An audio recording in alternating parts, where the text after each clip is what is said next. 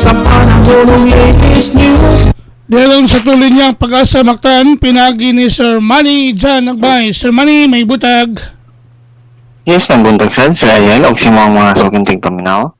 Mao ka lang tong latest weather update para sa sunod nga 24 oras. Ang northeast monsoon o kaning amihan ang may nakaapekto karon sa northern ug sa central Luzon. Samtang ang easterlies ang may nagdalag mga pag-ulan sa silangang bahin sa Visayas, din sa Central Visayas ug sa Negros Island. Og para sa itong forecast weather condition, sa sunod nga 24 oras, ang tibok probinsya sa Subo, lakip na ang nabiling bayan sa Central Visayas, kaya makasanati tawag madagumon nga kalangitan, na mga katag-katag ng mga pagulan o mga panugdong kilat, gumikan aning easterlies.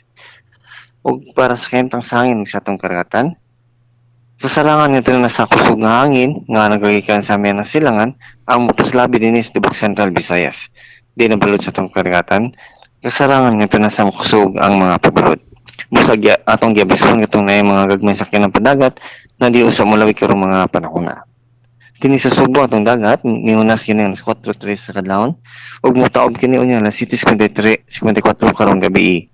Temperatura din sa Subo karong adlaw, mag-range kini gikan sa 25 to 30 degrees Celsius. Atong sunrise karong alas 6:01 sa buntag ug atong sunset unya alas 6:24 sa hapon. Ug mo lang ka na itong latest weather update, gikan diri sa Pagasa sa Pag-asa, kini si Manny Nagbay, may buntag. Salamat kayo, Sir Manny. May butag sa pag-asa Mactan. Okay, sir. Good morning.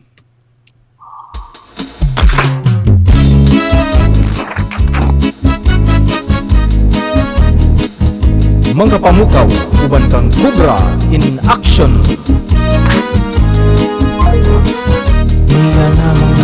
Inyo gagabati ang atong dagan sa kahimtang sa panahon nining adlaw nga Lunes.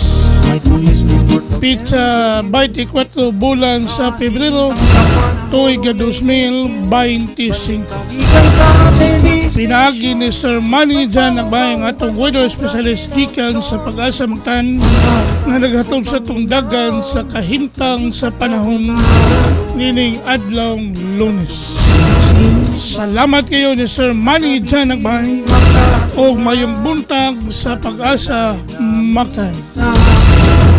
Mutambong og magamuta kung balikan ng atong dakbayan, mahipanugayot ang katauhan, balita sa trapiko inyong masayran.